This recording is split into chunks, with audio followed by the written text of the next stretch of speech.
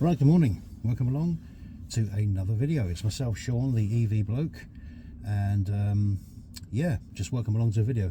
What I thought we'd do today is, because I've done no videos where we've done any kind of trips or anything like that in the car. It's all been about looking at the inside of the vehicle, looking at the infotainment system, and just going over the general likes, dislikes, and all that kind of stuff with the car. But what I thought would be quite nice today is we go and take a look at about 2 miles away from me. There's some chargers went in about 18 months ago, and until now I still haven't seen any life to those chargers. They're just sort of fenced off. So I just want to go up there today to see if that's changed, and if it hasn't, you know, just go over a little bit about the infrastructure here in this country and what's going on with like our charging infrastructure and stuff, and how bad it is. You can hear the low sound, pedestrian sound, warning sound on here as we're going, which is really quite loud. And yeah, so I thought what would be nice today is to take a little jaunt up there. So it's only about a mile or two away, so we can go along there, have a look, and just see what's what. And then I just want to go over a few things about the channel itself and where we're heading with it, and that kind of thing. I do thank everyone for the support I've had so far, and for the comments and all that kind of thing. It's been very good, really, because it just sort of makes you know you've got some kind of audience out there, which is really important, of course. So yeah, so we've had pretty much rain all night last night, so it's not been the best day. I want to do a vehicle to load, which of course is the adapter that goes to the car, which you can power external electrical devices up to obtain to actually get kind of you know, to obviously like connect kettles and microwaves and all that kind of stuff. So maybe tomorrow or the day after, when I've got a spare moment, I'm going to do a video about that, because I've not done that yet. So I thought that'd be quite good to maybe do that. So yeah, so we're just going to trot off up here now. One thing I wanted to mention about this car, something that I really like about it actually, and that is where you set things.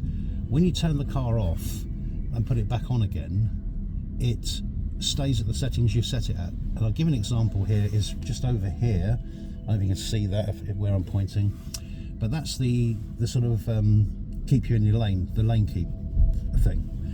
So about a week ago, or maybe a little bit longer than that, I was driving along, and the car just suddenly jolted to the right, and it started doing it a couple of times. And I think when it gets a lot of rain on the sensors, it confuses it a bit, and so you tend to get that quite a lot. So I was thinking to myself, so I thought, well, I'll turn it off, expecting that the following day when I get in, I'm going to have to turn it off again, but it actually stays off.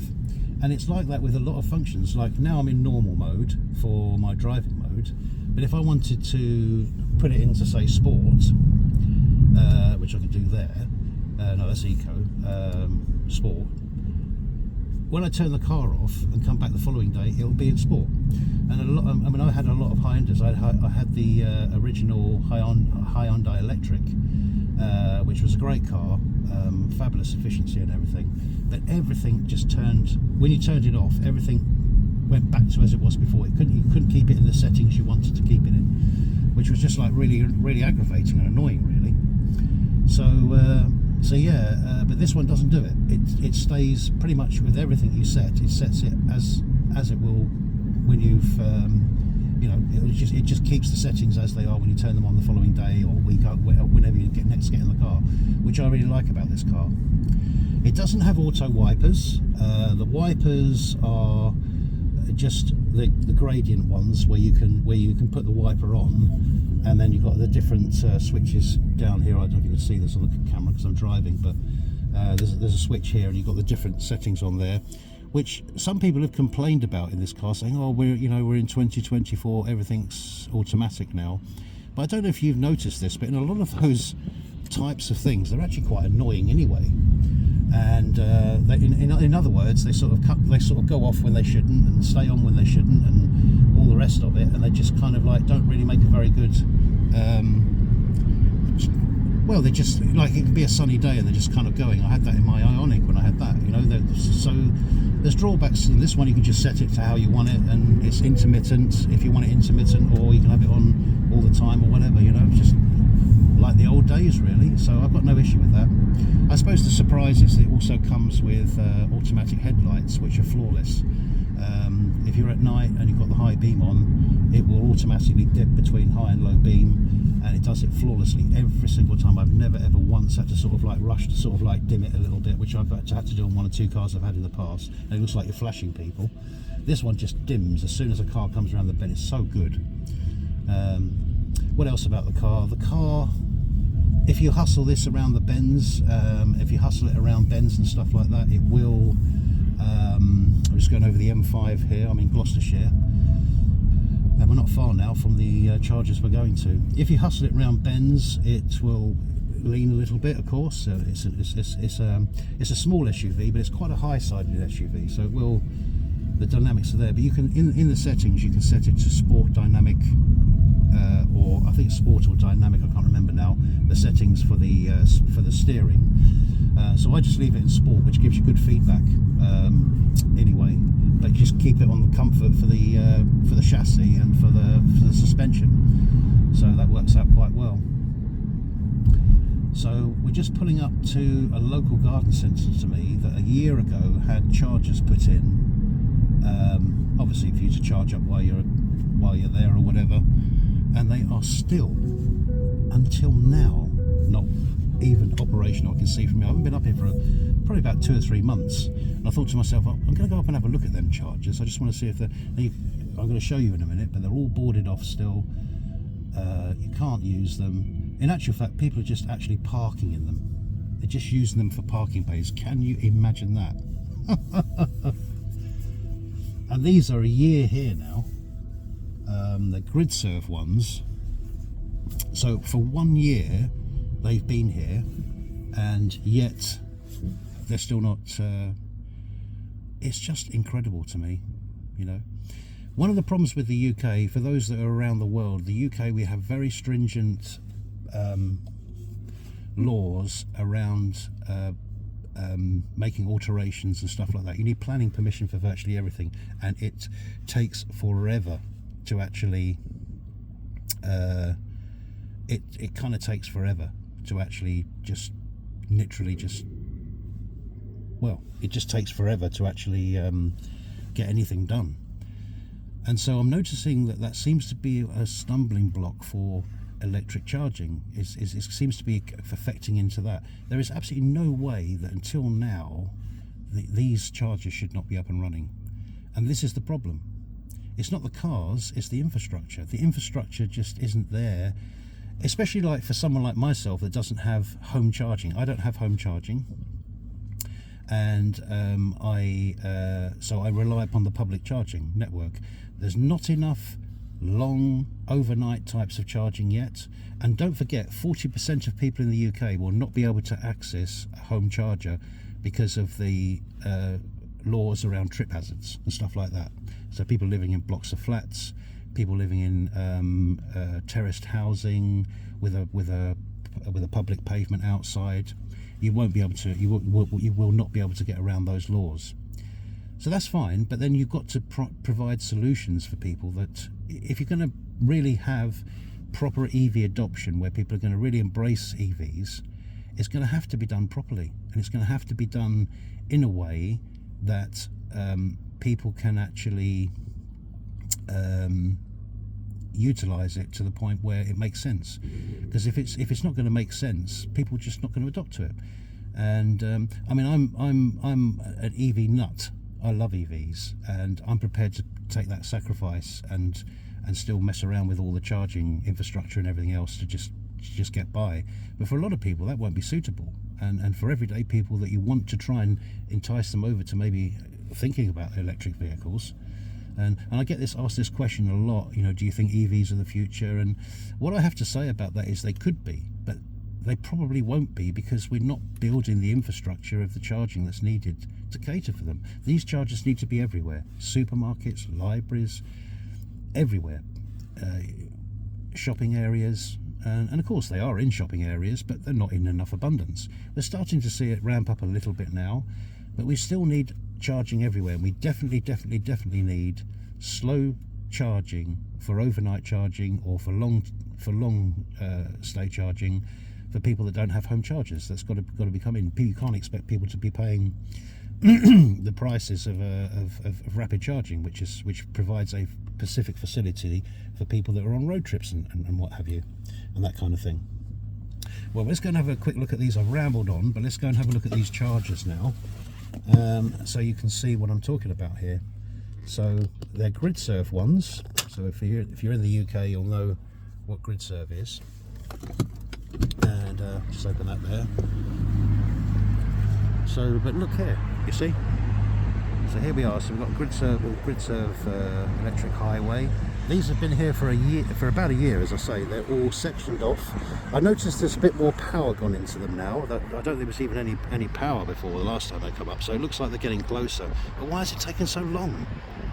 And I'm going to reach out to Gary, who lives near me, and I'm going to a friend of mine called Gary, and we've got those going in over there.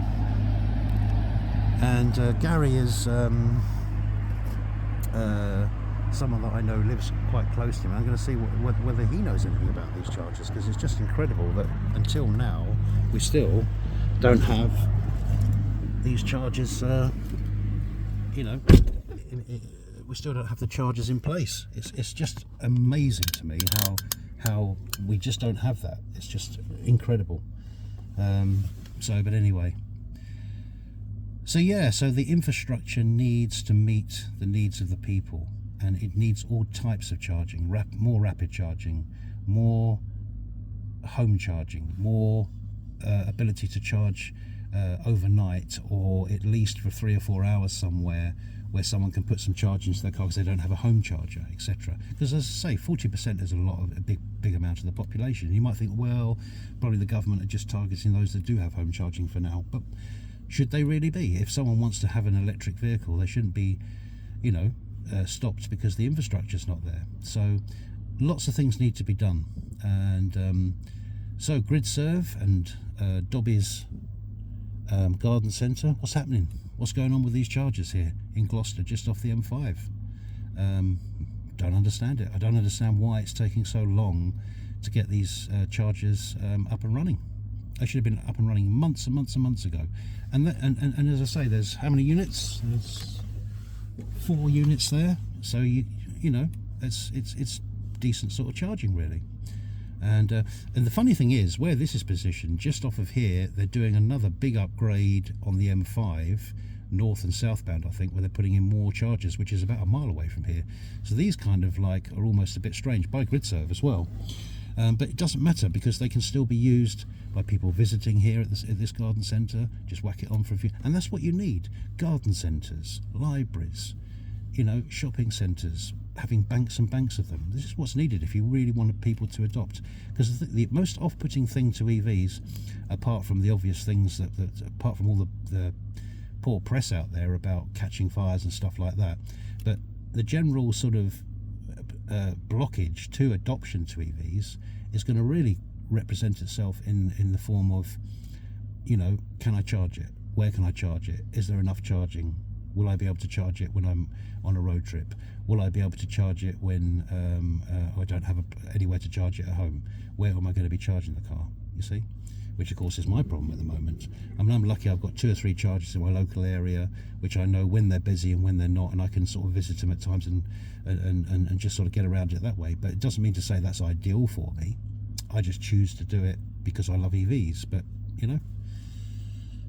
Anyway, rant over about that. But I just wanted to highlight the infrastructure problem, I think, which I think is our biggest blockage at the moment. It's not really the cars, because people say, oh, they haven't got enough range, but you know, this one here in the winter has been doing about 230. I thought it was doing about 220, but one of my subscribers put a message to me and said that it's probably more like about 230. So 230 miles, you know, that's a good 3 hours plus driving. Well, I don't have the bladder to drive much further than that, so I don't have a big issue with stopping after 3 hours to charge. I really don't. I've gone over the charging speed of this, could be better. So this is pretty slow charging EV, I reckon, really. As I get about between 40 and 50 kilowatts so far in the winter. But the efficiency of the cars, for a small SUV that's quite high in its platform, is actually not bad efficiency that I'm getting out of the car, I don't think, and it does go pretty far on one charge, so I don't have an issue with that. I don't think that is the biggest barrier. The biggest barrier for most people is the infrastructure. People are just worried about charging, and you can't blame them. So at the moment, I mean, there's just a long way to go, really. And as I've said before about the planning laws in the UK being like they are, it's going to be a hard journey to get to a point where people can actually sort of rely upon the infrastructure that's out there, you know. And this is not early adoption anymore. When it was early adopters, those that wanted to have an electric car knew that they were going to have to go miles and miles to find a charger because there wasn't the charging infrastructure there, but they were prepared to take that on because they were an early adopter. But we're not really in early adoption now. You know, this is becoming where car manufacturers and what have you have to produce a certain amount of EVs per year, so they've got to sell them by the laws of countries that they're selling to. So at this moment in time, it's growing all the time, and it will continue to keep growing. And it's up to the people around to actually, it's up to the governments to make sure that infrastructure is there, and local businesses and charging companies and everything like that. So, but yeah, it's interesting because at this moment in time, I mean, over there looks like some kind of like almost temporary kind of setup over there with the power units, so they don't look like permanent ones. But why are these things not in by now, you know? So it's just, anyway, that's my rant over. Thanks for tuning in today. If you're watching this video, thank you very much. Give it a thumbs up and a like and a subscribe. I just wanted to talk about the channel moving forward, because I obviously won't be able to just do Atto3 videos forever, because it's just not going to work like that. Listen to that low pedestrian sign. The low pedestrian noise on here cuts off at 20 miles an hour, which I'd prefer it if it was 15, which I think is in a lot of cars. I think it was in my Ioniq. This is quite an intrusive one, and but I've learned to live with it, you know. It's okay. It's not a deal breaker for me personally. Could be for you, I don't know, but yeah, it's not a deal breaker as such. But yeah, so this, what was I saying? I've lost my train of thought now. Yeah, the channel moving forward. So I'll probably be starting to be a little bit more EV based, in general EVs as well. Maybe, hopefully, just doing some news roundups, maybe about electric vehicles, or, you know, going to different chargers or something like that. I don't know. In actual fact, I'd like to hear from you. If there's anything on the BYD Atto3 in particular at this moment in time that I haven't reviewed, or you haven't seen, or you think, oh, I'd like to have a video about that, please let me know. I'm more than happy to do videos that the subscribers here want to see and want to have. So I'm more than happy to do videos like that. So if you've got anything you haven't seen on the BYD Atto3 that you'd like to see, or if there's a video you think that'd be nice, if Sean could do a video about that, I'm more than happy to do that as well. So but yeah, it's so that's probably the line of the way the channel will go. I've got a bit of a connection with BYD in Birmingham, so I'm hoping to get some basic videos that I can maybe take some of the other BYD products out, like the BYD Seal and the Dolphin, which we have in this country at the moment. Of course, the other cars out in this BYD range. So I'd like to perhaps do a video about that, about those. So I might do some reviews on them. I'm sure they'll be able to steal them for a day, and just we can do some videos on them and see what they're like. But yeah, it's really about it's mostly about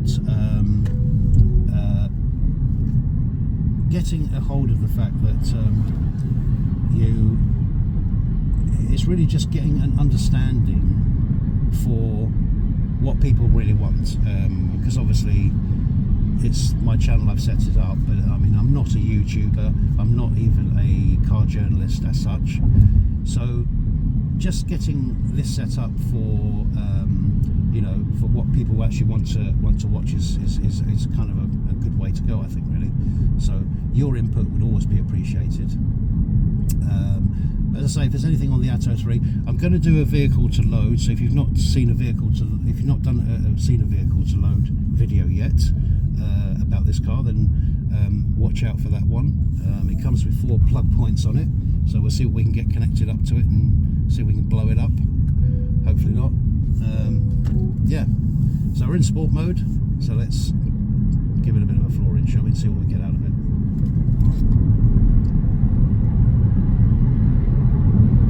There we are. 67 miles an hour in probably about 4 seconds. Not bad, eh? For an SUV sized vehicle. When you put it down, it does go. It does hustle along, and it's a nice car. Like I say, I've gone over in other videos my likes and dislikes and all that kind of things for this car. Obviously the navigation system. That's one thing I wanted to speak to you about, actually, is navigation systems, because the navigation systems in EVs, I feel, are actually, I feel like Apple CarPlay and Android Auto, they do a job. They're there to give you a good mapping system. But if manufacturers and builders of these vehicles were to actually spend a bit more time around their integrated mapping systems that can be linked to the car's battery infrastructure, battery systems, and therefore you could actually road trip with them and get in with certain percentages, like you do on a Tesla, at certain charges, because it will be giving you a real-time reflection on your battery and your percentage. And so that would work very, very well with the navigation systems. They're putting navigation systems in the vehicles to make them so they're married up to the vehicle itself. Because if they make them so they're married up to the vehicle themselves, they'll end up, excuse me, what will end up happening is you'll end up having a good relationship between the car and the mapping system and the battery, and so it makes it much better for doing road trips in. So that's something that could really be looked into without too much hassle or great effort, really. Excuse me, I've got a frog in my throat. So yeah, that's that would be another thing. The maps are there; they're built in by the cars, by the manufacturers. This one has one, a navigation system that is unusable. I mean, a good way to test a good navigation system is to go somewhere locally that you know inside and out, and route a map to it and see where it takes you. And if it's going to take you all over the place, you'll know that the maps are just not right, you know, in the vehicle. So yeah, it's a good way of doing it, which is what I did, and it took me the long way to go to work. This car will take me 3 or 4 miles longer way round than the sort of most direct route that is the quickest that I do every day. So you've got that kind of thing going on with the maps in here. Now this supports over-the-air updates. I've only actually had one over-the-air update in January. Now, was it January or February? Which is another point. This is electric. This is a company that is a tech company, and I'd like to see a little bit more over-the-air updates than I'm actually getting. Now, it could just be because it's reasonably new to the UK and they're positioning themselves. I don't know the reasons behind it, but there's enough people behind BYD that must be working on these things. It does over-the-air updates, so I'd like to see more over-the-air updates. I just had the one so far, and maybe the navigation could be one of the areas that an over-the-air update could help with, to optimize it better for usage. And as I say, that would be one of the things I would think about. And obviously other apps, like it has a browser on here now, but it doesn't actually have YouTube or the separate apps that you could actually sort of utilize at chargers, like watching Netflix and stuff like that. They're not on here, which they could be on here, really. at the end of the day, as soon as you pull off, the vehicle cuts off. There's no safety issues that way, but it's just handy to have it chargers. Especially if you're doing a deep charge and you're going to be there for, in this case, an hour on this car virtually, then it'd be quite handy to have that. Anyway, I've rambled on. I hope this has been okay, this video. I'm not too sure. I'm on the road to 200 subscribers. If I get to 200 subscribers, I'm going to get myself a mic, so just give myself a bit clearer. But I just want to see how the channel progresses, really, before I start putting any money into the channel, as it were. And then after that, on a road to the magic 1,000, I suppose. But it all depends on how the videos do and how everything happens with you know, in terms of the progression of the channel, really, and how you guys, you know, utilize it. And I've had some feedback. It's been helpful to some people, and I appreciate that, and I appreciate the feedback you give me. So yeah, so brilliant stuff.